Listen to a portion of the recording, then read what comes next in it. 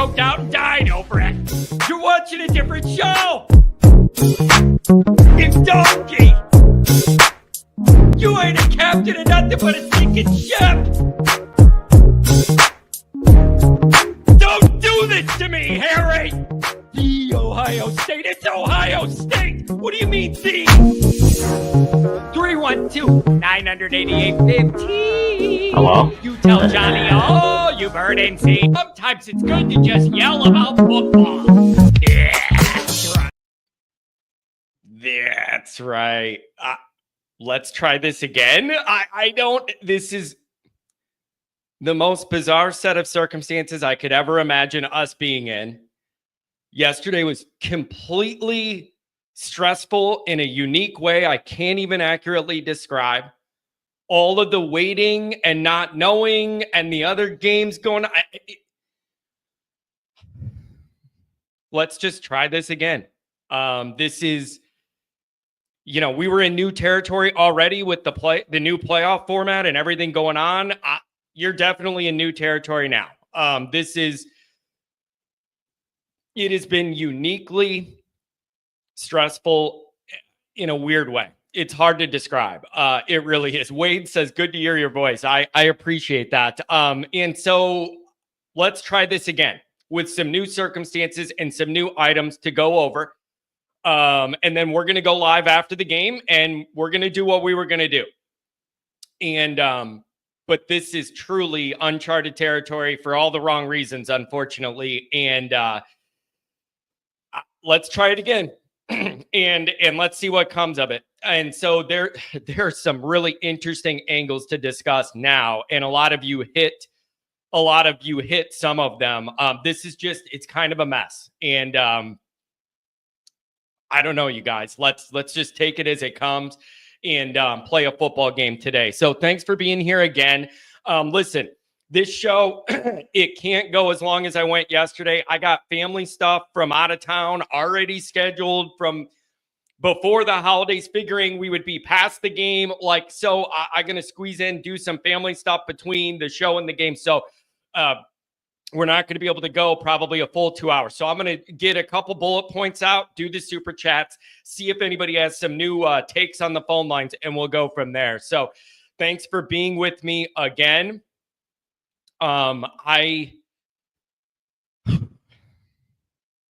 These are odd times, you guys. I am pretty drained.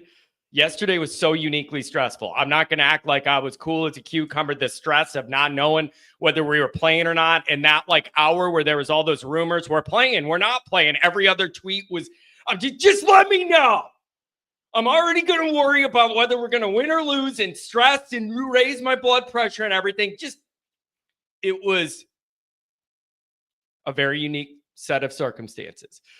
If you're on the phone lines right now, they're not too packed. You're going to be in. So welcome in, everybody. As always, you can find the program on YouTube. Do it. Subscribe if you haven't yet. Appreciate it. Give the video a thumbs up. Appreciate that. It really does help. It really does help. Give the video a thumbs up. Notifications on. That way you don't miss anything. Twitter, search bar Always Irish. Always Irish Inc. Emails alwaysirishnd@gmail.com. Everything is definitely weird. You know what would be make it even weirder? Notre Dame winning this football game would make it a lot weirder.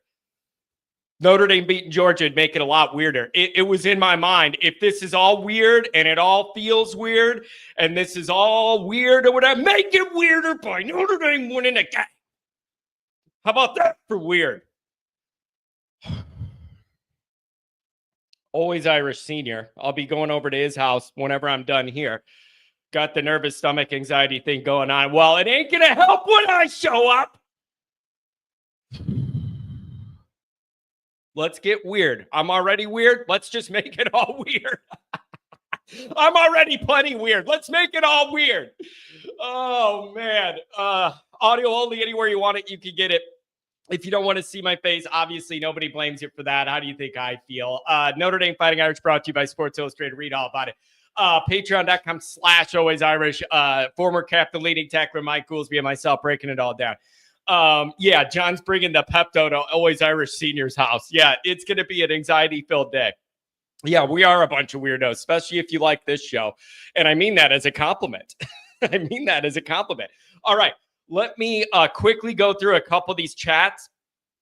A couple of my bullet points that have changed since all of this news, because I think there's some really interesting angles. So we're going to do the chats, a couple of my bullet points, and then whatever time, I'll hand it over to the callers. So if you are on hold, you're going to be on the air. Okay, so let's address this right now. Ohio State coming out with firepower. Yeah, they seem like the team to beat right now. We entered the playoff being like, I don't know if there's a dominant team, head and shoulders, playing better than everybody else. That's the team to chase, the team to beat in all this.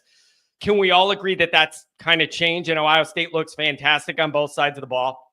I don't think that's up for debate. They look like the best team playing, they look like the best team that's also playing the best right now.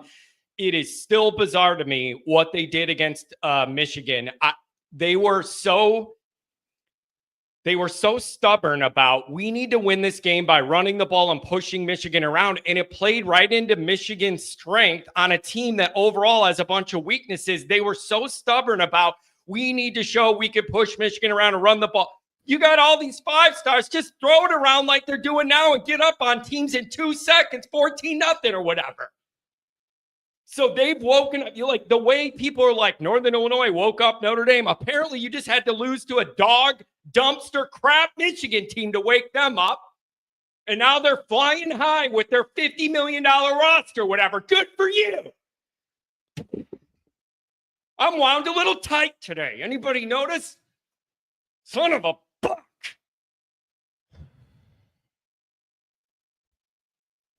Mark.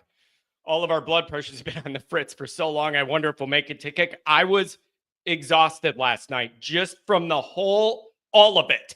You know, that buildup, that emotional peak buildup of your stress before a game, but then you had to kind of fizzle it out. And then you're watching the other teams play. It's just.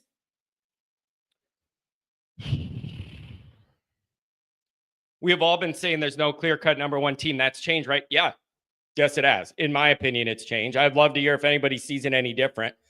Mark says, any worries this delay caused us to come out sluggish or impact psychology of the team? I thought about that. I liked what Freeman said. I don't watch BSPN, but I did tune in yesterday to see him on with Scott Van Pelt talking about this. He hit, I thought, the proper tone of the human side of the situation, and he addressed that. And he also said, now we have another, 20 hours or whatever it is that we need to get right and get prepared and use that time for football stuff and get our mind right and everything. I thought Freeman hit the right tone of hitting the human side, but you can't make it all the human side because there is a football game to play, but you can't make it all football either because then you're not showing any humanity on the human side. I thought Marcus Freeman hit the right tone on that Sports Center hit. I would love to know if anybody else thought any different. And here's the other thing. How many Notre Dame people are calling in sick today? A lot of people got to work, man. A lot of people got to work today. And then you bump that game back to 3. And I've been told the teams are the ones that wanted that. I have been told by multiple people that the teams are the ones that got together and were like, can we bump this up and get this going? So I don't know, what believe that or not. That's what I was told. I don't know. So whatever. See, this is interesting. Domer guy. I've heard there's a lot of ND and Georgia fans at the airport leaving town. Again, this is a part of what this screws everything up. People's travel plans, their accommodation. Listen, I understand if you miss your flight or don't have a hotel because everything's pushed back a day. That's not as big of a tragedy as getting ran over while you're celebrating New Year's, doing nothing wrong. I understand that. I'm just saying there's a lot of logistical problems now for a lot of people. And so I don't know how you handle that with flights and your hotels and everything. Everything's just messed up because people got to be idiots. Roy boy, let's kick the door down, change the narrative. That's it. That's it. Did these teams come out fired up today because they've been in lockdown, or will they be distracted? I don't know. Let's see who handles this better. I don't know what to think. It's the Savage Dog. It's so fun to say that. God, I mean, I don't want Georgia to win, obviously, but I got to admit, it's so much fun to say the Dogs. And you make a dumb face when you do it. Did you give me the Dogs? Let's pray for a peaceful atmosphere in New Orleans and may the best team win. Savage, I'm with you on that. Jay Carr, look at this, or a little religious angle. I like it. Let's hope this is God testing Freeman before he accomplishes something big. Some people are going to poo-poo what I'm going to say next. Some people are going to think it has no bearing whatsoever, and they're not probably going to react well to what I'm going to say. But I thought about it late last night. Is there any possibility Notre Dame ends up with some sort of advantage here with the faith aspect of this? And how the whole, like, everybody says, thoughts and prayers or whatever. But when Notre Dame says it, they really mean it because, like, the prayer part is a part of our daily stuff at Notre Dame. And I know that's a huge stretch, but it did cross my mind of, like, maybe that has something. I don't know if there's anything to that or if people are going to think I'm really stretching, but, like, maybe having that be a part of the Notre Dame routine already, maybe, I don't know. It crossed my mind. Kirk's losing his credibility of the little he had quickly. Twitter universe is turning on. I got to tell you guys what I'm getting sick of.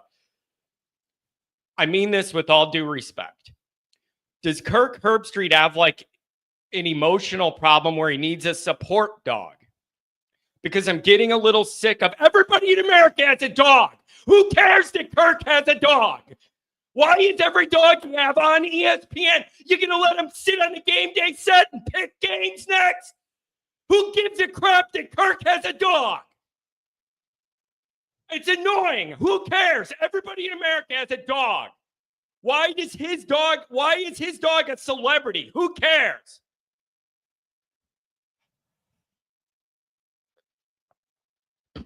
I don't get it. Does he need an emotional support dog on the set? Why does anybody care that he has a dog? Everybody has a dog. And they get to run around on the field. Oh, let them pick games next. I'm sick of the dog thing. Everyone has a dog. It's not unique. It's not cool. Everybody has a dog. Oh, but Kirk's rich and famous, so his dog's a celebrity. Who cares? Son of a buck, I'm wound tight today. $10 olive from WPP. Prayers for the families of those murdered or injured by that animal yesterday. As for the football, anybody thinks ND is an advantage for playing round one must not think the loss of Mills matters. Maybe they're baking it in WPP and thinking you could overcome it and then recalculating. I don't know. Just an idea. How bad is Twitter and XBid for Kirk Herbstreit's reputation? I'm telling you, man, for all of his football takes, I'm mad about the stupid dog thing. It's too much, bro. You're doing too much. I don't care. Everyone has a dog. And just because he adopts this one, it's a celebrity. I don't get it. Tackling. You better be crisp. You can't be giving out extra yards after contact to George. Are you outside your mind? You want to lose this football game? Wrap it up. $20 olive from Steven Arado. Said it before, I'll say it again. We're winning this effing game. Prayers to New Orleans, but we got this. I like your positivity, my friend. James with the $5 holler. I don't know about any of you, but I want to see a national championship. I cannot stand Ohio State. Team to beat. They are clearly the team to beat. $5 holler, Ryan Elliott. And what I like about what Ohio State's doing is, what I like about what Ohio State's doing is they're dominating on both sides of the ball. Like, it's one thing for us to be like, our defense, blah, blah, blah, blah, blah, whatever. They're clearly dominating teams on both sides of the ball. And that is a good formula in the playoff when you got to survive a bunch of different rounds against a bunch of different styles of teams. To be able to dominate on both sides is a big deal. And they're doing a good job of it. Team to beat right now. So they're peaking at the right time. Zach with the $20 holler. Forget pacing the halls, John. I'm officially on the roof. Always Irish for life. Man, I put in a lot of miles yesterday, walking around my parents' house, just stressing out. Steven with the $2 off till Monday. The Jameson's ready. Yeah, there's a lot of people probably, I don't know if you got to work, you got to call in sick or do what. $2. I have $3. Well, I have two as well, and they're not on the game day set. Like, I'm sorry, but it's overdone. Oh my gosh, Kirk has a dog. Look at it. Oh, everybody likes a dog. if he needs like an emotional support dog, but doesn't want people to know it, or like a social anxiety or whatever, bro, I don't know, but the dog angle's too much. It's just way too much. For Billy, can ND put the ghost to BK to rest finally? I mean, if you get this win, it totally changes a lot of narratives. It changes a lot of narratives. But the last thing I want to be thinking about today is Brian Kelly. I mean that. Like, seriously, it's whatever, man. He could go for the Cheez-It Bowl next time. He could go for the Cheez-It Bowl. Oh, Kent's back. He disappears when they lose to Michigan. Now he's puffing his chest out. Come on, Kent. Come on. Nowhere to be found after Michigan. No, Kent's here and he's loud and proud. Fandom's awesome, isn't it? It's awesome. These swinging emotions. All right, a couple bullet points for me, and I'm going to give the rest of the time to the callers, and we'll see what we could do. Willie B's wife. Good to see. The whole Willie B and Willie B's wife thing is really funny, especially when they're together in person. I just laugh. It's so funny. Oh, man. All right, couple notes. Number one, how are these teams and players handling all this? I don't know. Like, I don't know. Some people may think it's no big deal at all, whatever, keep it moving. Other people, maybe it affects them more. I have no idea. And I don't know the insides of how each team handled it or whatever, but it is a fair thing to consider. Disadvantage for whoever plays Penn State next. You're losing a full day of preparation, recuperation, whatever. Penn State's the big winner in this because they got their games out of the way against easier teams, and it was all done before all this happened, and they're recuperating, chilling, just watching the scene. So, I don't know. It's a big advantage for Penn State to be able to be done with all this before all this stuff happened and go from there. So, you're losing that day. I know that is I don't want to sound cold, but we need to acknowledge the human element of this, but not feel guilty blending in football stuff to it, right? Like, that's the awkward part. Is you want to have an sensitivity for the humanity here, but you also, there's football to play, so you can't feel guilty when you start asking how these changes affect the football. It sounds like immature, but it's the reality. And so it's fair to ask these questions. And then for the fans, people were saying they heard people are flying out today or whatever. Maybe they just want to get out of town and be done with this or whatever. It's just all these circumstances are so weird and bizarre. The only way it gets more weird and bizarre is Notre Dame beats Georgia, and you make this whole thing so weird. And the weirdest part of all of it would be Notre Dame taking down Georgia after all this mess and everything and whatever. It's big, bad Georgia, and Notre Dame taking the dogs. God, that's fun to say. It's more fun than any opponent we play for me to just go to dogs. And so now it's all about refocusing, recalibrating, and finding a way to win this football game. And Notre Dame's going to have to play a very well-rounded, solid, good game on both sides of the ball with minimal mistakes to pull it off. But after all this weight and everything feeling so off and feeling so weird, go ahead and make it even more weird. And that would be Notre Dame winning this game. Here's the other part of this last point, and then we'll go to the calls. Here we are again with Notre Dame with the only game on the docket. If anybody thought about this, the first game against Indiana, it was Notre Dame. It was just a Notre Dame world on our campus, no other games. And it was just the whole football world was focused on Notre Dame and Notre Dame Stadium and everything. And now here we are again in a scenario where the only game in town involves Notre Dame. It is just a really, really interesting dynamic, man. And so here you are again, where Notre Dame takes center stage. Everybody's focused on this. There's going to be a lot of extra media stuff, just not even sports media, but national media talking about this game and this moment because of these unnatural circumstances and everything going on Like, it's just not lost on me that we started off the playoff where it was just a Notre Dame world. And now here we are again. And it's just Notre Dame with the standalone game. It will be interesting to see. I want to know what these TV ratings are going to be like because you're putting this game on a work day where some people have to go back to work or whatever. And so that'll be interesting to see. I don't know what the ticket market's doing with everything screwed up. I have no idea. Everything is so bizarre feeling right now.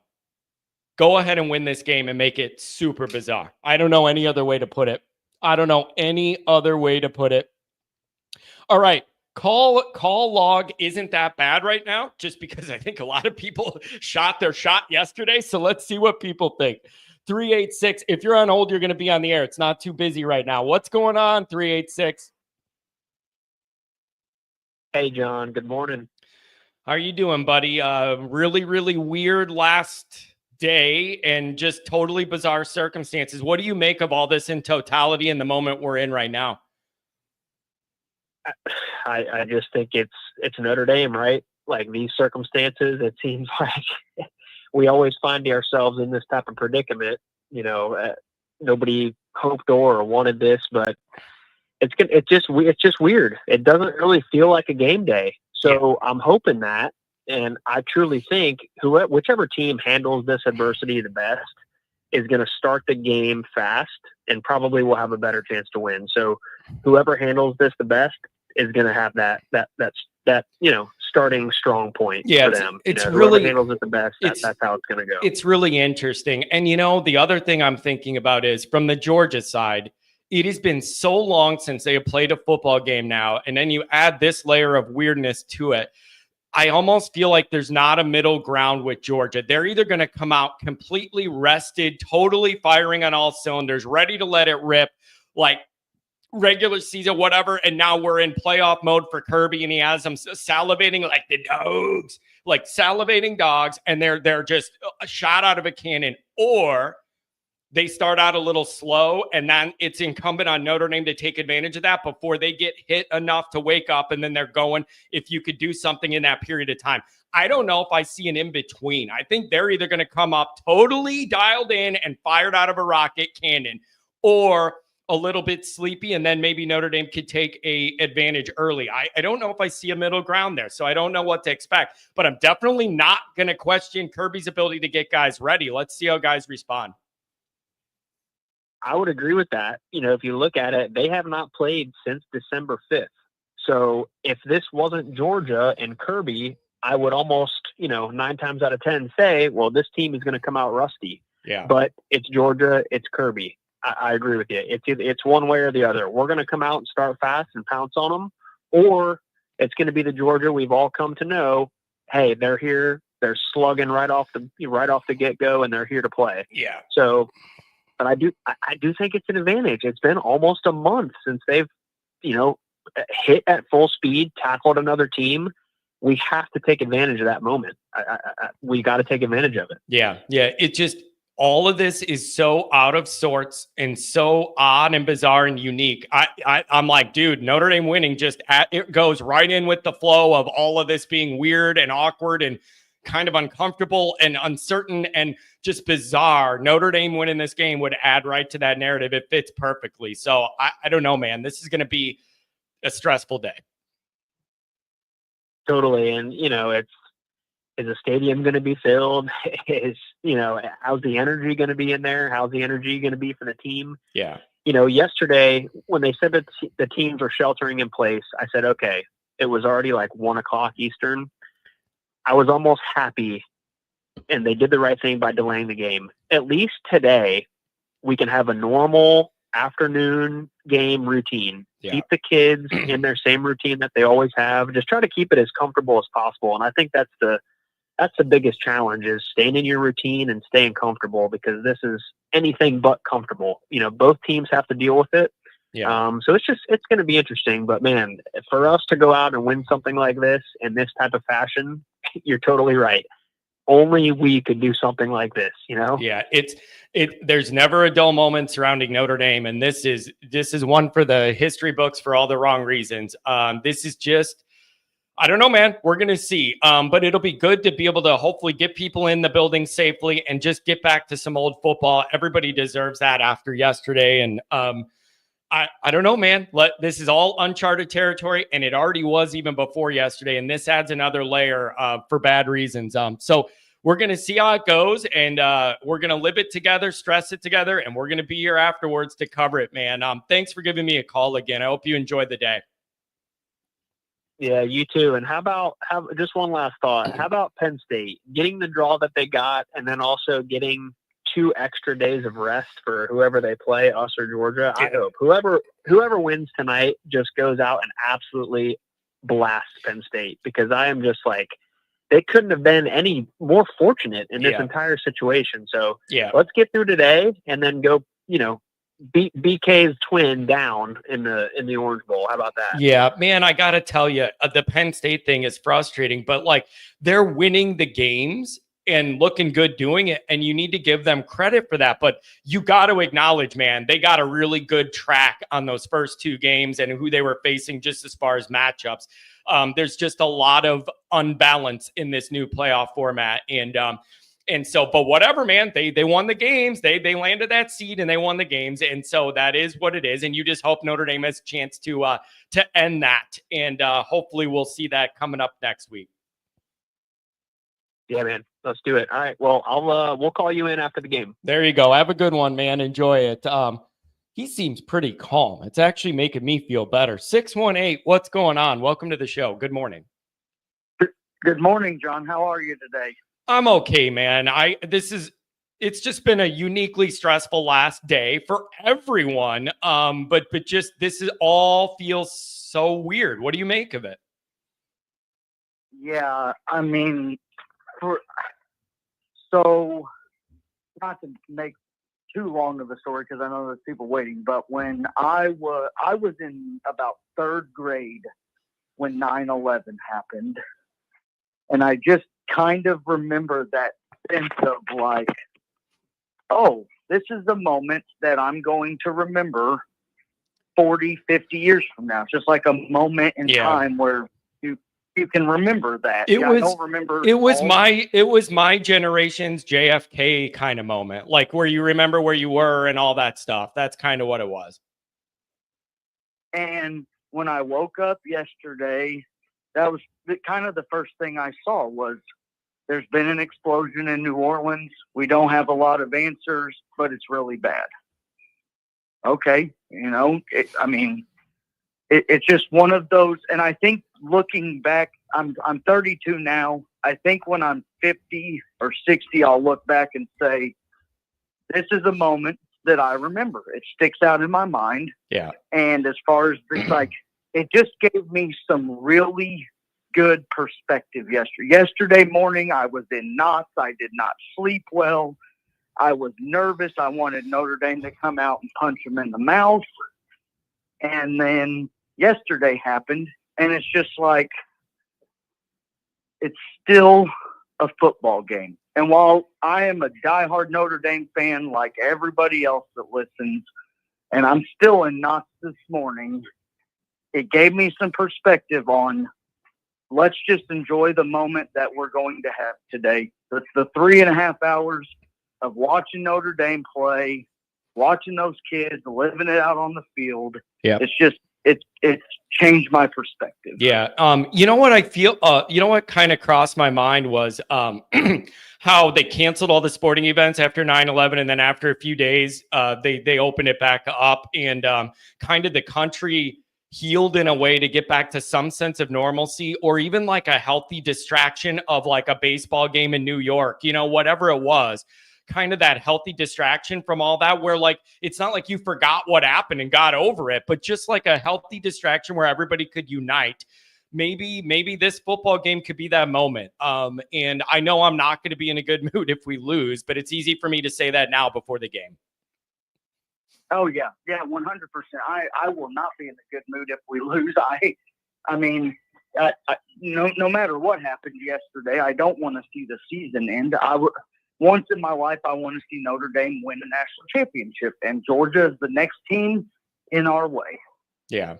And while I respect the heck out of the SEC, I want Notre Dame to win. Like, I don't know if I've ever rooted so hard for a Pac-12 team yesterday. I was begging Arizona State to pull that game out. Man, they had a chance to.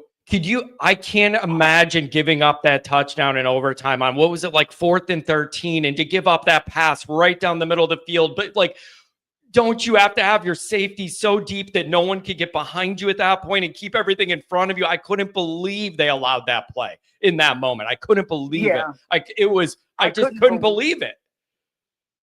Yeah, it was kind of like and I was even sitting next to my wife, and when Texas scored that touchdown, I said, Texas is winning this game. Yeah, they'll find a way. They'll pull it out, and they'll move on, and all they'll say is, well, it was a tough game, but the SEC survives and we move on. It won't be any, like, a very few people give credit to Arizona State. They're like, well, Texas just had a bad game. Yeah, it's that was Arizona State's chance, man. They had a really good chance and they didn't pull it off. So we're gonna see what happens today, man. And this is just gonna be another interesting day, and we're gonna see, man. Anything else? Thanks for the call today. Thanks for touching base. Last point is, I think you'll see something about listening to Marcus talk last night. He I don't know. I can't think of the words exactly to use, but he grasped the moment. Yeah. He knew that it was a moment in American history, but he also, in the back of his mind, knows, I've got a game today. Yeah. And those kids need me to be a leader, and I'm going to take them through that tunnel, and we're going to go across the finish line. Yeah. I thought he hit, the right tone with his. I was really interested to see how's Freeman going to navigate the football side of this and the human side of it. And I think he did a really good job of blending both. And so I thought he handled, his wording on this. I thought he did a good job. And so now we just got to see what happens on the field. And so it's going to be interesting and another stressful day, but I'm glad that we're all going to be together for it. And we'll see how it goes. Hey, thanks for touching base this morning, man. Enjoy the day and enjoy the football game, okay?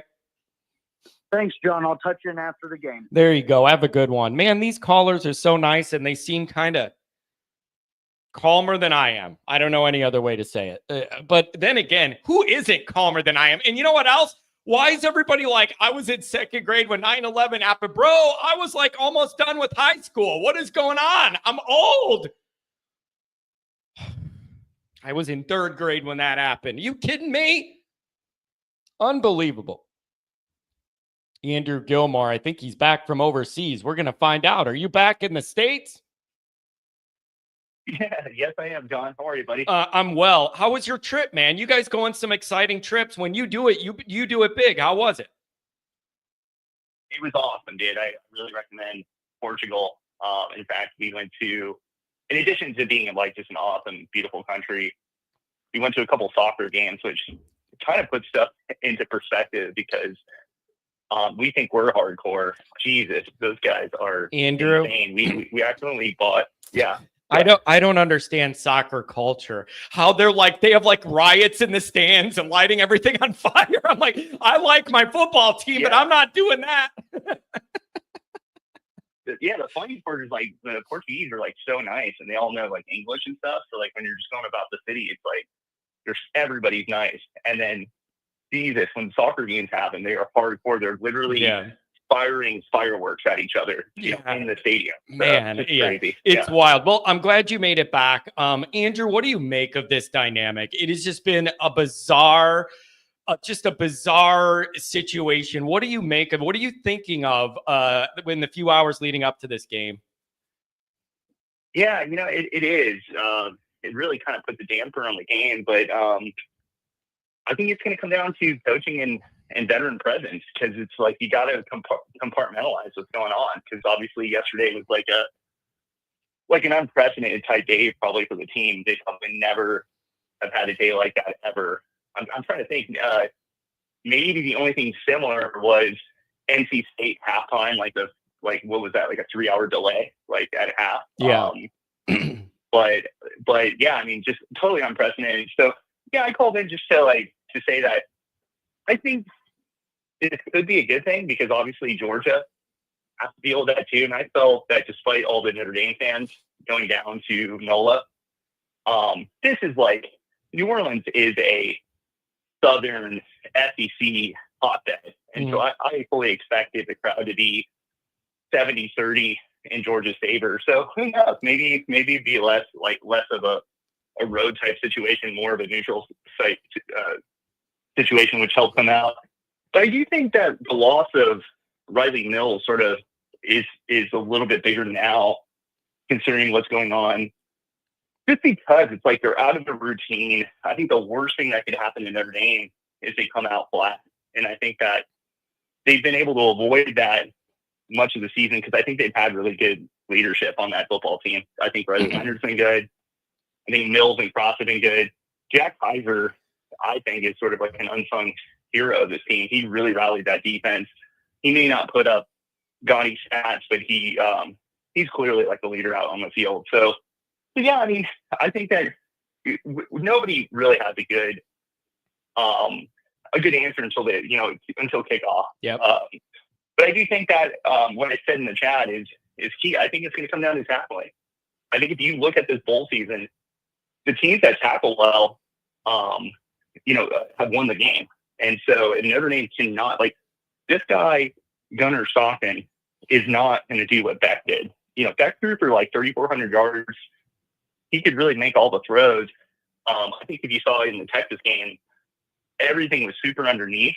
And I still think they're going to throw it a lot. They threw it a lot with Stockton. I think he threw it, 17 plus times in the second half against Texas. So it's like they're going to come out throwing. It's going to be all underneath. So we've got to tackle.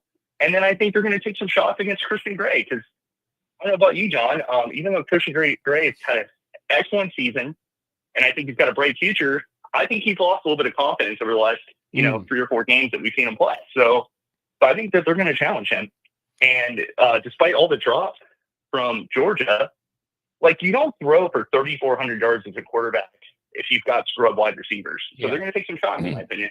Yeah, it's going to be really, really interesting. I appreciate what you're talking about, being crisp with the tackling, not giving you up yards after contact and all that. This will be a good contest to see. We've talked about Notre Dame's speed overall on the roster increasing with, in the Freeman era. This is going to be a great measuring stick of that, to see Notre Dame out in space getting after these Georgia athletes. Regardless of the games they lost or the stresses they had in the regular season, nobody can deny the quality of head coach Kirby is. He's been there, done that, and nobody can deny the talent on that roster. It's just a matter of them, putting it all together. Absolutely. And I think on the offensive side, I think you just it's going to be similar to I think it's going to be similar to Indiana because whereas Love broke that huge run against Indiana, for the rest of the game they pretty much kept our running game at bay. And I think that this might be a similar situation where rather than us having sustained drives where we're getting 6-7 yards a clip running the ball, I think it's going to be more about picking our spots and trying to hit a couple home runs. Oh, I like and that. And then Georgia is susceptible. I was listening to Tim Hyde talk about this. They're susceptible over the middle. And so my question is, the Mitchell Evans we saw last year for Notre Dame, is he going to show up? We started to see glimpses of that toward the end of the year, but do you remember in the second half against Ohio State how essential Mitch Evans was in that football game? Yeah. I mean, he was really, really important, specifically on third down. And so if they've got issues with covering the middle part of the field, to me, that means Mitchell Evans has to have a big game for us. I mean, What does that entail? Maybe that only means 4 or 5 grabs, but, he does pull down a touchdown or 2, or has, a game-breaking, 30, 40-yard chunk play that really flips the field and results in a Notre Dame touchdown. So I think that's big. And then, but I really worry about our wide receivers. Like, Faison's really got to step up. And then despite, real progress on our offensive line over the whole season, I don't think they've seen a defensive line as big as Georgia. Yeah, it's a big question. Are they going to be able to handle that? It's a big question. Yeah. And also, I believe Riley Leonard, either actually or at least the threat of his legs needs to be a big part of this plan too, I think. It's RPOs, design, whatever, given those looks. I just think that's going to be a part of this too. I think his legs have got to be a big part of Notre Dame moving the chains today. That's what kind of frustrating me a little bit about, I don't know if you caught the media scrums with the coordinators, but somebody asked them hey, or asked Denbrock, would you do what Georgia Tech did? And he basically was like, no, we're not going to play.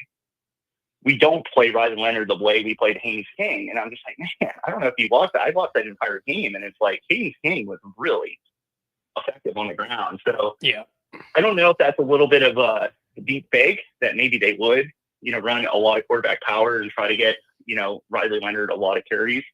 But that seemed to be super effective against Georgia.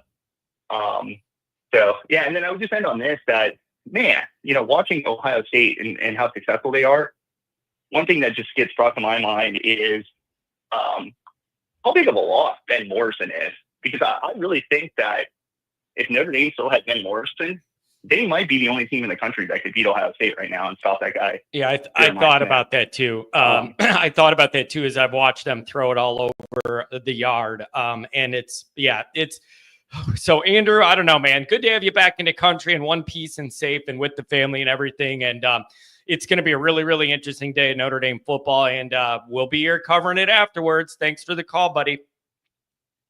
Hey, thanks for having me, John. Yep, have a good one. Glad you made it back safe. Heather Ann, $20 holler. I'm praying ND pulls out the W, not just for Irish fans, but also for the long-suffering spouses who put up with the endless Saturdays of yelling at the TVs. Wins for us too. Go Irish. I can't tell you how many people I meet at the tailgate, and it's like a family or whatever, and then the wife or whatever's like, oh no, like this is that guy that's always yelling. Like, I can't tell you how many people walk up to me and they're like, do you know that how many times I hear your voice yelling from the other room while I'm making dinner or like doing something? Oh, the big one is the kids, man. A lot of people are like, man, my kids are walking around the house saying that's right. I'm like, dude, hide your kids, hide your wife. Hide your kids, hide your wife. John's on the TV. And you know what's changed this, you guys? What's changed this is the advent of these smart TVs where people put it up on their TV. That is a big, big change. It used to just be like you could have it on your phone and have your earbuds in, and then like one person else is watching me yell.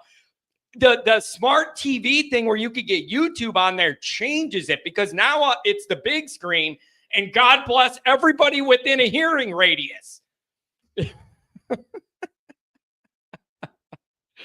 Oh, man, I love it. I love this stuff. $2 holler from the Wells Lamont player of the game. It's Reggie Brooks who had the hot hand today. Prayers for the fallen and victims. 100%. I can't even imagine. And if you go on Twitter, you can see some of the ugly realities of that in real time and what it looks like. And where's the humanity? Josh Bufo, the motivational business banker. That sounds fancy. McDonald's isn't even a top 10 fast food anymore, bro. You ain't kidding. You ain't kidding. It costs more than ever, and the quality's lower than ever. It's a bad ratio. It's the worst ratio you could ever imagine. Everything it costs you. It's so expensive for fast food. McDonald's is getting pricey, and the quality's going down. And you know what else? I'm telling you this, bro. I'm not acting like I'm above grabbing a McDouble on the run. Why is it? I'm just going to ask this, and then we'll get back to the calls. Is it a rule in the McDonald's employee handbook that whenever John orders a burger, somebody got to do this to it before they give it to me? Every single burger I pick, it looks like somebody ran it over with a steamroller. What?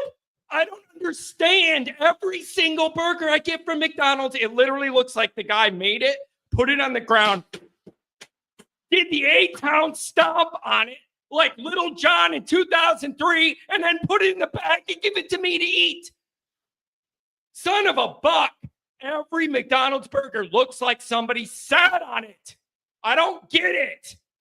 Why can't you just have a subtle burger, why?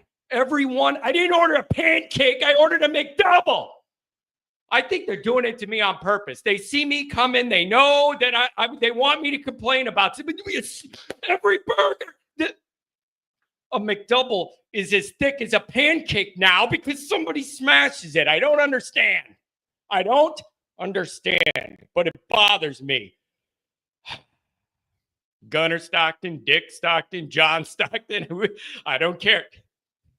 Dude, the funniest thing is John Stockton. It's just, who wears short shorts? John Stockton wears short shorts, and he's playing you like a fool. Do, do, do, do, do, do, do, do. Whoa, behind the back. Whoa, under the legs. Whoa, backwards pass. If you're old enough to remember John Stockton, who wants to go out there and get punked by a dude with short shorts? But he was out there doing his thing, baby. Doing his thing. Omar. Here's the thing, Omar. Telling you this right now. When this show was audio only, 7 years ago, 8 years ago, before I was doing video and it was audio only, I was approached by Manscaped and they said, you do these ads for us with the promo code and then we'll pay you money or whatever. I said, fine. I signed the thing. I made all these rhymes about Manscaped and what you need to do and all this stuff. And everyone was a different rhyme I created on my own to bring in the Manscaped product and be funny with it. I did all this. Some people bought it. I didn't get $1. These people disappeared. I did all this. I'm like, look, people use my promo code and got a buzzer or whatever. I never saw a single dollar. So they're dead to me. They're dead to me. It was unbelievable. I had all these rhymes and I was making it funny and I never got $1. McDonald's has the best hamburger. You mean pancakes? They're all smashed. They're all smashed and I do not approve. Oh, Rodney, what's going on? Good morning, buddy. Oh, John. God, man, I don't know. Who does this favor? Who does this delay favor? Does it favor Notre Dame? Does it favor Georgia? I mean, this has never really happened before. So we're in new territory. It's going to be interesting. I do think it will affect the game, though. I don't know how. I don't know if it affects both teams and both teams are sluggish or just not quite there, and then it takes a quarter to get into it. Or maybe both teams come in, wanting to, fight for the victims of yesterday's, horrendous attack. I don't know. I don't know what this means, but yeah, it's just weird, man. I thought the game was still going to happen. It's just from everything I was hearing, I thought it was still going to happen. And then when I heard about the cancellation, I was like, okay, or postponement, I'm like, okay. And then it's at 4:00 today, and I immediately went to, God, what are all the people going to do that had tickets that got to come back to work? Yeah. So I feel bad for. And then you wonder, how does that affect the crowd? Like, I'm thinking about that too. I'm like, it's 14 hours from South Bend to New Orleans. It's 8 hours from Athens, Georgia to New Orleans. So both, it's a long drive for both. I don't know. I would expect a few more Georgia fans, I guess. But I mean, when it's that kind of a distance, I mean, if you're a team that travels, and by the way, Georgia fans travel, man. When I went a couple of years ago to the national championship in Indianapolis, there were way, way more Georgia fans than Alabama. Now, maybe that's because Alabama won so many that maybe at that point fans got a little stale. But, man, there were a ton of Georgia fans. So that's on my mind, too. So, man, it's just interesting. Like, how is this going to affect the teams today? Yeah. Yeah. And I don't know, man. This is all new territory. The expanded playoff was always new territory. Now it's double new territory. And I'm telling you what, man, everybody's just ready to get this game going and for a little while be able to escape from the humanity part of this and be able to enjoy some football collectively. I think it'll be good for the country and good for everybody, to be honest. With a heavy heart and respect for the situation, I think it'll be good to get some ball going. It's just, once again, Notre Dame's the only game in town. It's so, it's just funny how this works out. It is. Here you go again. Yeah, Rodney, you were first to be first, and now you're last in the next round. Like, it's just worked out to where Notre Dame ends up on these standalone islands on each side of this, and it provides another opportunity for Notre Dame to change the narrative. And I'm telling you, this is a national story today, not just a sports story because of everything going on. This is another big opportunity for unfortunate reasons for Notre Dame to have the spotlight, and can they take advantage of it? You know, Johnny, I was thinking about this too. I got 2 more points to make, and I'll let you go because I talked yesterday. But I thought about this. Again, I'm still taking Notre Dame in this game because like I said, both teams. It'd be one thing if, you know, somehow, some way it only affected Notre Dame, then I might be a little nervous. But it affects both teams, so I'm still going to take the same score, 24-23 Notre Dame. But I started thinking about this, John. One thing that I've noticed about Freeman, and we talked about this a couple times. You know, yeah, he lost to Marshall, then lost to Stanford, but then I felt like he really learned from that mistake. You know, the Ohio State game, you know, I just feel like he became a better on-the-field coach after that. After we lost to Northern Illinois at home, I think he's like, enough of that. You know, this ain't happening anymore. And he made it he just improves. He seems, I will never say you don't have to learn. You don't have to learn to, you know, you say, oh, never make the same mistake twice. Well, that's a little bit, come on, you're going to make the same mistake a couple times. But boy, does he seem to address it when he makes a mistake.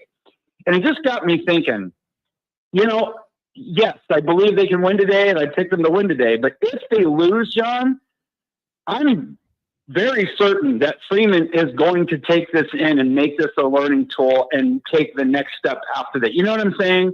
Like, I'm just, again, I'm not trying to prepare really for a loss. I'm just saying that this is a coach that is continually making Notre Dame better. I don't see this program becoming stagnant under Marcus Freeman. All they have done since he was hired is get better and better and better. It's like I said to everybody, I said, you got to relax. You can't look at, I know what we were all starved for Notre Dame's success after all those years. But when you hire a first-time head coach, and he's not even 40 years old, whatever he was, 36, 37 when he was hired, it's like you got to expect that there are going to be some learning curve. But what he's done is he just seems to learn from his mistakes. Brian Kelly has never learned from his mistakes. Yeah, stubborn. You know what I mean? Stubborn. Brian Kelly's a hell of a coach. Yeah, stubborn, but he's stubborn. My way's going to work, and I'm going to cram that circle into a square hole no matter what because I'm smarter than everybody, and I'm going to do it my way. Yeah. Yeah, and I just felt like what I'm trying to say, no matter what happens in today's game, man, this program is on the rise, people. Don't kid yourself. I mean, I've seen enough evidence now after 3 years. I mean, John, he's a better coach now than he was 2 months ago. Yeah, you're right. You know what I mean? It's like he's getting better. It's like a meteoric rise in coaching. He's becoming an elite coach. And I mean, again, he's not there yet, but he's becoming that. We're seeing that ascension right before our eyes. So I just, again, I said this a couple of years ago, but let's enjoy this ride a little bit. Like, they're going to come out there, they're going to fight tonight. Yeah. No matter what happens, I'm sure of that. You know, will the injuries have mounted to the point where maybe it's I don't know. We'll see. The other thing that I was thinking about, and John, like I said, I will leave you with this. You know, a lot of these injuries happened early in the season. You telling me at this point there aren't certain guys that are ready to come back? I understand Jagasaw is one of them, but like, I don't know. I'm looking at that secondary. I'm like, so I guess Morrison is definitely out for the year. There's no way he'd come back and I had that thought. The national title game. I had that thought last night too. Like, when I was sitting there just like in my thoughts late last night, I actually had that exact thought too. I was like, man, it's been a really, really long time. It would be really nice if we forgot about him and he healed up and he's like, hey guys, I'm back at the end when it matters most. Hi, remember me? Right. I thought of it. Especially seeing those Ohio State receivers run crazy yesterday, man. Yeah. I just hope, Rodney. It makes me so angry that you can just buy a team like that. I want Ryan Day to get clowned, man. I'm so sick of that guy. I just think that, you know, I respect the Ohio State program. I really do. But it's also like, the fact that they were able to just play Michigan the way they did, and then, oh, no, that's the other thing, too. It's like, did you almost get the feeling that they almost felt like they had what's the word I'm looking for? They were playing with house money in that game. Like, well, we lose, we're still in the playoffs, so we'll play this way because we want to show that we're men, whereas if they knew their backs were against the wall and they were out of that thing, if they had to beat Michigan, but they would have played that game differently, that crossed my mind too. Yeah, they're the team to beat. John, I'll say, what was that? They're the team to beat. Yeah. I mean, and then lastly, John, I'll just say this. Conference realignment, was that even really necessary now? I mean, you're looking at these teams that got byes that wouldn't have gotten by. I mean, Texas would have been the one seed in the Big 12. I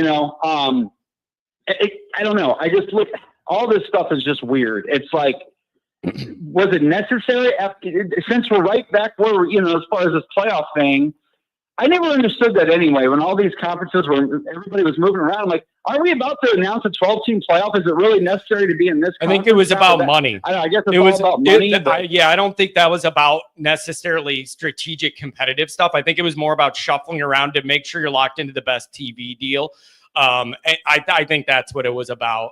And so I don't know, man. I think it was so short-sighted, John. I think it was so short. That's why I think Notre Dame's made the absolute perfect decision. So with all that pressure to join a conference, and they held firm, because it's like these things are changing so fast. Yeah. I just was like, it'd be really nice to see, more than ever, it'd be nice to see these four conferences with the balance that it had a few years ago. Well, it was still SEC and Big Ten were still, at the top, SEC above the Big Ten. Yeah. But it's like, now I'm just like, it'd be nice to see more balance. And I don't know. Yeah, we'll That's see. all I got for you today, man. I just hope that we can overcome this tragedy and both teams, Yeah. And like you said, you brought that thing up about faith. I'm sure there's a lot of players on Georgia that have great faith as well. Don't get me wrong, but it'll just be interesting to see how both teams come out today. Yeah, it's going to be a wild adventure. It's never a dull moment in Notre Dame land. Rodney, thanks for hitting me 2 days in a row. Enjoy the game, buddy. Yeah, you too, buddy. Have a good one. A couple chats here. I gotta hit. I gotta hit these. We did the Manscaped. I already covered that. Let's see. Swan Dong, $5. I don't want to know. I don't know. I don't want to know how you got the name $5 holler. If our receivers actually catch 90% of the catchable balls, we win. They drop so many easy passes. How do you come up with that name? God bless you. Dr. John, $5 holler. Up late, fed the dogs. Now on stationary bike for 40 minutes. Watching now. Get them dogs. I'm just picturing Dr. John on the stationary bike. And it's like in this palatial suite somewhere. And there's ladies laying on every couch with like platters, eating grapes off it and like drinking champagne and like wiping Dr. John's forehead while he's riding his bike. That's what I envision. That's literally what I envision. Jay, $2 holler. The dogs on top. I'm telling you, man, I'm Notre Dame to my soul, but it's so much fun to say the dogs. And you make such a stupid face with it. It's so much fun. I enjoy it very much. The Savage Dog again, $2 holler. Rudy was offsides. Go Dogs. You know what's funny about that?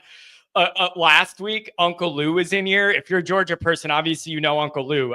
He's got a very large YouTube following and does a lot of work and a good job with it. He was in here and he was like, listen up, Notre Dame fans. You need to understand Rudy's not walking through that door. And I'm like, good. I don't want a bunch of Rudy's out there playing for us. Good. I know it was meant to be like an insult, but he's like, Rudy ain't walking through that door, Notre Dame. Yeah, thank God. That was half of the Brian Kelly teams were RKGs that had John Kennedy's body frame. Not what we're looking for. Not what we're looking for. Look at this, dude. This is hilarious. We had Ronald McDonald in here trolling me all the time, and his logo was Ronald McDonald.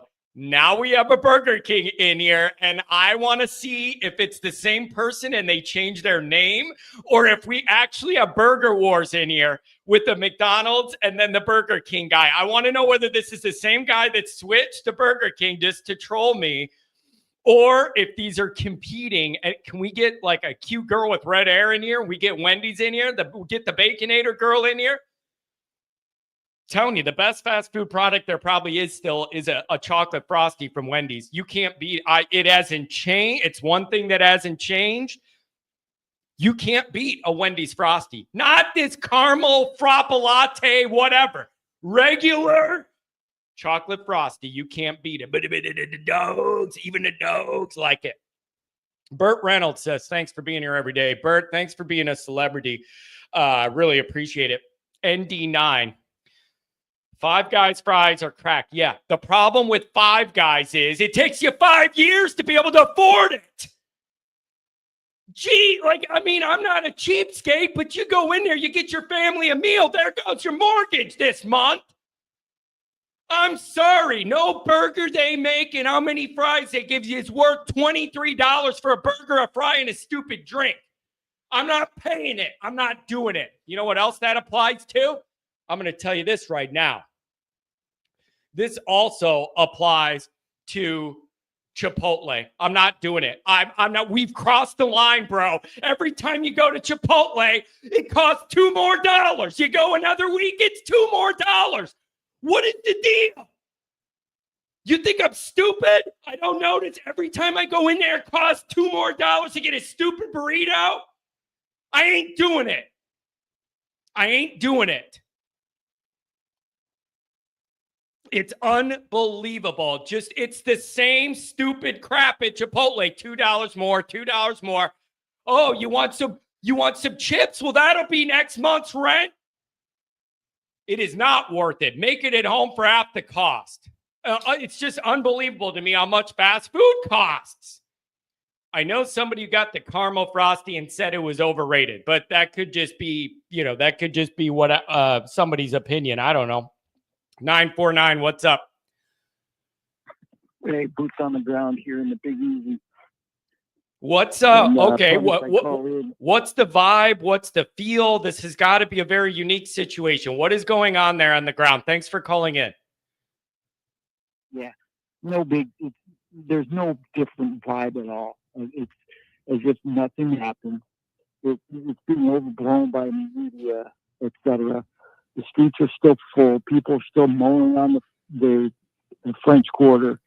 As far as fandom, I would say it's probably 5-2, maybe 5-3, with Notre Dame in the majority and Georgia in the minority.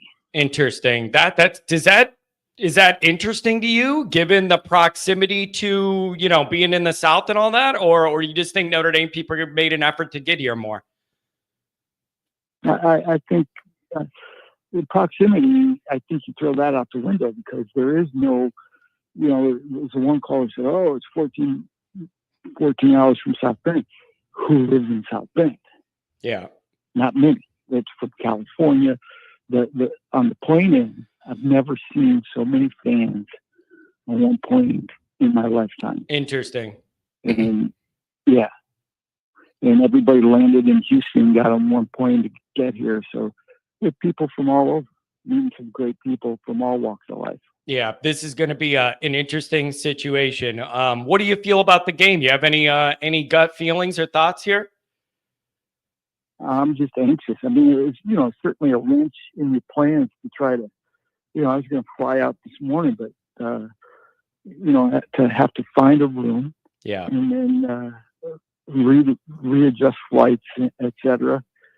It was a little bit of a bummer, but I'm feeling pretty good because, if you're looking at what's happening around the landscape, usually I would say Georgia fans are pretty boisterous, but none are really saying much. Yeah, this is going to be really, really interesting. We're gonna see which team handles the moment better. I'm really, really interested to see Georgia coming out of how long they've been off, and how they come out. That intrigues me a lot. Well, we had the same advantage with Indiana if you look at it. Yeah, this is a big one, man. Anything else? Thanks for touching base from down below. Yeah, no, nothing big. I'll see if I can give a call. I'll go hang out with the players afterwards, see if I can catch one or two, maybe even Marcus, to get on the phone and talk to y'all. Oh, there you go. Yeah, have Marcus That would be dial it fun to up. do. Yeah, Marcus could put me right in the program me in the phone and just give me a call directly. That would be great if you could arrange that. Please do. I'm not going to promise, but it would be fun if I could. Yeah, I would appreciate it, man. Anything else? Thanks for touching base from down there. Stay safe, brother. Yep. God bless everybody, and God bless the Irish. Yep. Have a good one. Man, I like that, dude. I feel like he's not quite himself today. I wonder if he was spent a long night out or what's the deal?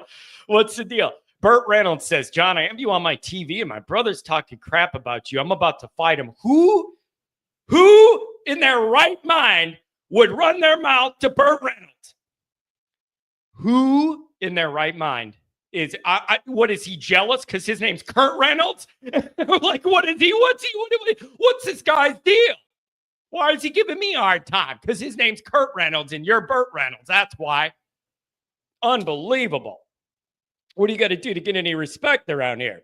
Rodney Dangerfield style. Listen to this. Bro, this is the realest thing of all time. There's something wrong with Ryan Day's beard. I can't handle it, dude. When they zoom in, bro, it looks like they glued AstroTurf. It looks like they super glued AstroTurf to the guy's face and then put something over it and spray painted it and then took it off. There's something wrong with this guy's beard. Dude, you know those commercials, your beard is weird? Bro, his beard is weird. It's spray painted on. I don't care how much you're winning these games by. I don't care that you spent $20 million on this team. I don't care. Figure out your beard situation. It's really bothersome. And whenever they interview him, like on the field, oh, what's going on, dude? There's something wrong with this guy's beard. I think it's glued on. It literally looks like black turf you play putt-putt on, and they cut a strip and just glued it under his face. I don't like it. I don't like it at all. So his beard is a point of consternation for me. I don't like it at all. Okay? Mikey pulls, $5 holler. I'm down bad. Oh, no. Oh, no, Mikey. No. What a disaster. Can you convince them to break up in the next few hours, please? Start a rumor. Do something. This is a nightmare, Mikey. $5 holler. I'm down bad. I have to be at my sister's wedding rehearsal that starts at 4 the same time as kickoff. Help me off the ledge. No, you need to create a rumor. You need to do something to break this up. You need to do something. Break it up. Yeah, something. Pull the fire alarm at the rehearsal. You got to do something. This ain't right. $5 holler from Jay. Howdy, John, H-Town Irish, 69. No. We need our boy Lewis to call in. I don't know, man. He's got a lot of energy. But, dude, that literally started a rumor. I can't handle it. These are the circumstances. Like, there's nothing you could do about it. Like, a tragedy happened, a terrorist attack. There's nothing you could do about it. Do you really got to be at the rehearsal? They just tell you, oh, and then you're going to walk with this bridesmaid, and then you're going to stand there and act like you care. What you... I'm having anxiety for you. This is not a good situation. Mikey pulls. You got to figure something out. Oh, Omar, that's a good one. You could do that. That's it, Mikey. Mikey, you need to say you ate some bad McDonald's from before and be like, oh my God, I'm really sick. I can't do it. I got to go. That's what you need to do. And then you slip back somewhere and you watch that game. That's what you do. 480, welcome to the show. What's going on? What's up, John? How you doing, man? Hey, what's going on, man? We're in strange times, brother. We're in really odd times, and I'm just going with the flow, trying to make it 1 hour to the next. I don't know what's going on, man. I think I'm losing it. I'm on the road. New Orleans. I just got into Louisiana. So I'm heading to New Orleans to go to the game. I was staying with my sister in Houston, and my mom called me yesterday as I was on my way into town and tell me that they had postponed the game. And so I turned around and went back to Houston and spent some time with my sister and just hung out. And I said, hopefully they don't try to postpone it again. She told me that the Attorney General said that he didn't want the game to go on because it's still considered a crime scene. And I'm like, man, I actually drove all the way from Phoenix, Arizona to go to this game, and so I was like, man, thankfully, I still got some days off and everything. So it's like, it's not I can work around it, but my heart just goes out to the victims, man. And it's just like, what a tragedy, man. What a tragedy of events with all this. But like other callers have said, like, here we are, the center stage again. And what better program, what better university than Notre Dame to be around, a part of, involved in such a situation, centered around such a bad tragedy of events. And, Marcus, man, I listened to that interview, man. He just sounds so poised. And what better representative, man, than Marcus Freeman, man, for this program. Just the way that he carried himself and demeanor, everything he said, man, just like it gives me so much confidence, and it just made me proud to be a fan of Notre Dame, And so I'm really excited, man, to get to the game and get around other fans. I talked to a couple of people that I know that are already there, and they said that it's just so much, it's just tons of security and police everywhere, and everything, what they saw. But I'm just excited, man. I really think that this is going to be a changing of the guard, man, for us. I have a feeling, man, the changing of the guard for Notre Dame and for this program. And I think we're going to win the game today.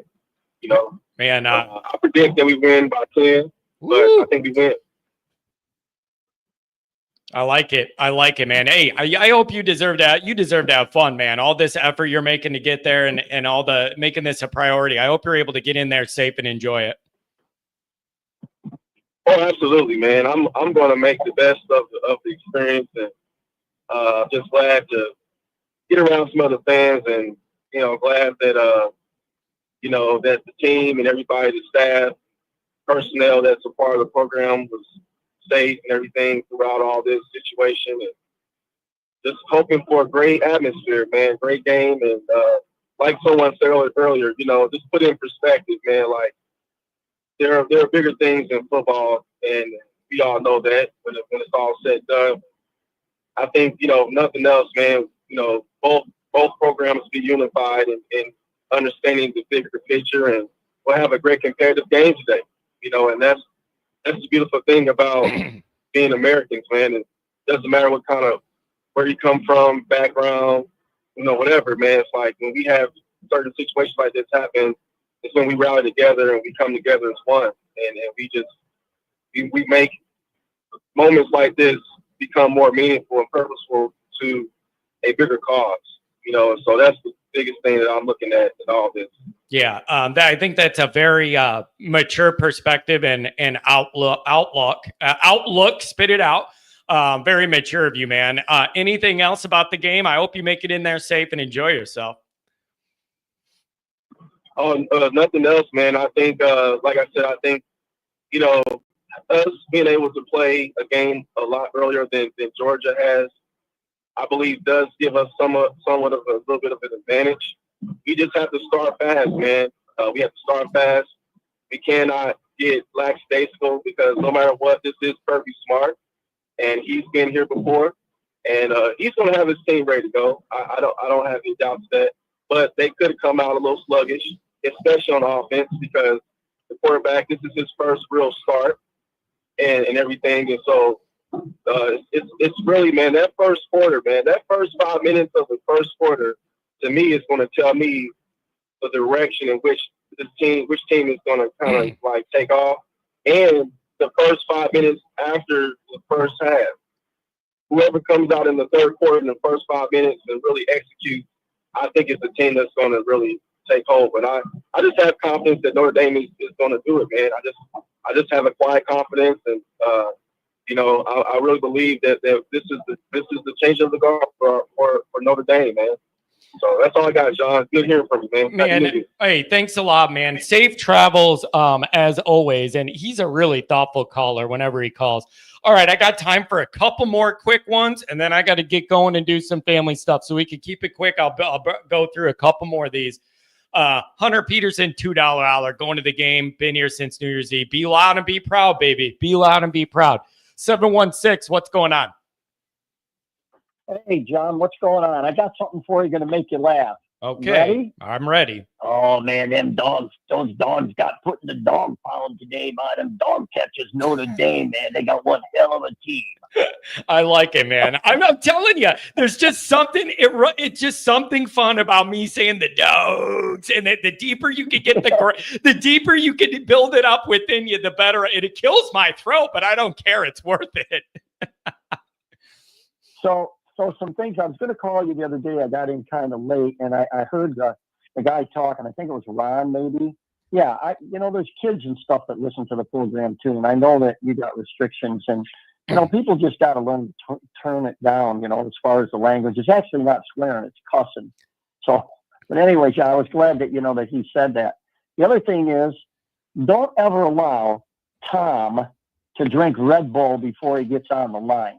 Because Monday he was on fire, man. You can't let that guy have Red Bull. I'm telling you, dude, I love that man so much. I've gotten to know him beyond the show, and every bit of everything he does it's 100% genuine. None of it is an act. It is from his heart. It is from his Notre Dame soul. Like he is the most genuine Notre Dame man I've ever met. I love him. I love that guy. Well, observations for the weekend. Right now, it looks like Ohio State's the team to beat. Yep. They look the strongest. Yep. Yesterday, I was so frustrated. I'm going to back up a little bit first. I really was interested in the Louisville-Washington game because I wanted to see how a team we played would fare, right? So the officials totally blew the game. If you watch it, which I think you said you did, right? Some of it, but it wasn't a top priority, I got to admit. Right. So I'm catching the end of it, and the quarterback for Washington is stretching out to try and get the ball over the goal line, right? So what happens? They review the play, and they said, "Oh no!" They all said the ball's inside the pylon, but he lost control of it before it crossed the goal line, right? Well, they all were so intent and got tunnel vision, they missed the rest of the rule. He fumbled the ball. Did he fumble the ball out of bounds, or did he fumble the ball out of the end zone? The ball was in the field of play because it hadn't gone through the goal line yet. I'm giving you a little bit of my history as a studying and stuff as a football official. So the ball goes through the end zone, goes out the side. That's a touchback. That ball goes to Louisville. Yeah. Bro missed it. His staff missed it. The officials missed it. The replay official missed it because they got so tunnel visioned on it. The ball should have gone back to Louisville. That was out of the back of the end zone, touchback out to the 20. But yesterday was the topper. My wife heard me yelling, and I was so hot. In that game, Arizona State, Taft literally lays that kid out from. Are they just not going to call? Are they just not going to call it because of what the time it is in the game? Was that all it is? They refused to make that call at the end. There's no way. Brian Brown was the replay official. He should never be allowed to work a game again. If you read the definition of targeting, okay, and you get down to it, right from the NCAA book, no player shall target and make forcible contact against an opponent with the crown of his helmet, the 6-inch diameter at the top. This foul requires that there be at least one indicator of targeting. See note 1 below. When in question, is it a foul? Targeting and make forcible contact the head or neck area of a defenseless player. That kid was defenseless. He's just starting to catch the ball, and he's even got his other foot down yet. No player shall target and make forcible contact at the head or neck area of a defenseless opponent with the helmet, forearm, hand, fist, elbow, or shoulder. a foul requires that there be at least one indicator of targeting, which those are. When in question, it is a foul. Oh, so did they just, blatant. that's my question. I know the rule. I'm asking, did they just, did they think it is, but just refuse to call it in that moment? Is that what, or do you think they literally didn't see it that way? Or do you think they just said, we can't give this other team the game by calling this in this moment? Like, what's the reality? That's the thing, like in basketball. The guy says, well, I really didn't want to call a foul on that play. It would have changed the outcome of the game. No, by not calling the foul, you changed the outcome of the game. I get that. You're supposed to do your job. Do your job. It doesn't matter what happens. First of all, the big concern with targeting is safety of the player. And do your job. Yeah, that's You're an tough. official. That's tough. Todd, I'm running low on time. I want to talk to you about Notre Dame. I want to talk about what you think about the Notre Dame game. I'm running low. So here's what I got. I listened a lot to what's going on. This kid is starting for Georgia. Nick Saban has known him since he was 8, which you probably know. And he actually grew up where Saban has his lake house in Georgia, which is where they filmed the movie Deliverance. But anyways, the kid has won. Saban said, I caught him talking, and he said the kid has won at the Pee Wee football level. He's won at the next level above Pee Wees. He's won at that, which is a junior high level. He's won at the early stages of like freshman football. He's won at the high school level. He holds the current record for most touchdown passes in Georgia history high school. He threw for, I don't know if it 10 or 13,000 yards he threw for in high school. He says this moment is not too big for this kid. We recruited him at Alabama, but his heart was set on Georgia. So he doesn't think, Saban, that this kid's going to be afraid of anything. He says it's going to depend. And now we flip over to Desmond Howard. He says, look, this kid hasn't faced this kind of speed in practice. And he hasn't faced the exotic looks that are going to come at him. So, and I agree with that 100%. You've got to do something to take him out of his element. He's played in big games. He's won a state championship, so he knows. But is the moment going to be too big for him? It may and it may not. But the big thing that Saban said that stuck out in my mind, and you hit on it this morning, when they asked Saban what was his biggest concern when he went to the championship games or he played in the rounds, he says, my concern was the amount of time off and our ability to tackle. That's the one thing he says. That's the one thing that was my biggest fear, was my ability to see my team tackle after such a long layoff. Yeah. So we got an advantage where we've played in less of a time. But I think this is going to be a game, and I'm realizing this now. Whoever the best coordinators are going to win this game. And because Boise's coordinator in offense, he's stumped trying to keep running the ball with Gentry. But we got to come up with some things. I know Golden will. Yeah. But Denbrock can't keep trying to run through the line like he did. I think this is a game you're going to see, like we talked before. Love's going to be in the slot. He's got to do something that they haven't seen before. Yeah. So you were talking earlier in the show about the tight end, right? Well, think about Love in the slot and coming across just behind the linebackers or just in front of the linebackers, and Pierce in the backfield. And you got Leonard to run. So how are they going to defend that when they see that? Who's going to drive Love in the slot? And you can always break him off and send him downfield and take your shot downfield when he comes out of the slot, because who can run that fast? Yeah, it's. So I think you gotta. Got present some new looks. I'm all about presenting some new looks. Denbrock's had time to figure some things out. I'm all for that. I'm all about that. I want to see that. Anything else, Todd? Don't mean to rush you, but I got to get out of here. No, just this last thing. It's nice if you're Penn State and you can play group of 5 teams. Yeah, it really is good. Just coming into the ACC. Yeah. And yeah. Totally.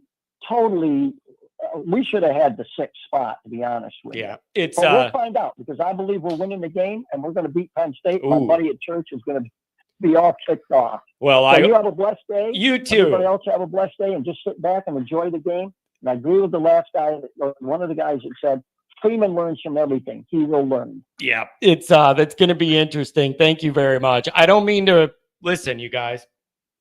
It's gonna have to be the last call. I got family stuff to do, man. This was not the game wasn't supposed to be today. So I have family stuff from out of town that was already scheduled, but everything got messed up. So I got to go do that stuff and be with the family and then do the game stuff. I'm sorry. I don't mean to, you know me with the streams. I'll sit here all day with you people, but I got stuff going on. I love Todd. An official. Blow the whistle. It's official with the whistle. All right, let me do a couple of these chats. I wanted to get Pat in here. I just don't have the time. I got to be out the door and changed in 5 minutes. So Catholics versus convicts, big time. $2 hour. Appreciate that. Swan Dog, keep the chat open for the game. I will create the other episode for the postgame show, and then that thread will be open. Kevin with the $10 hour. Go Irish. They got to use the running backs out in space and keep Georgie guessing. That's what I want to do. You got to keep Georgie guessing. I like that on accident, I think. Guessing on Leonard, I like that as well. $5 hour. Thanks for the show, John. No problem. Happy to be here with you guys. Callahan Auto Parts, $5 hour. Get the notebook out. Indy scores 35. Book it. Ooh, baby. That would be a good one. I want to let you guys listen. I just can't do it. I got to get out. So we did. He had the line yesterday and puffed us all up. I got to get out of here, you guys. Really good numbers today. We had over 400 at the peak. That's a really good day. Sorry, Lewis. I just can't do it.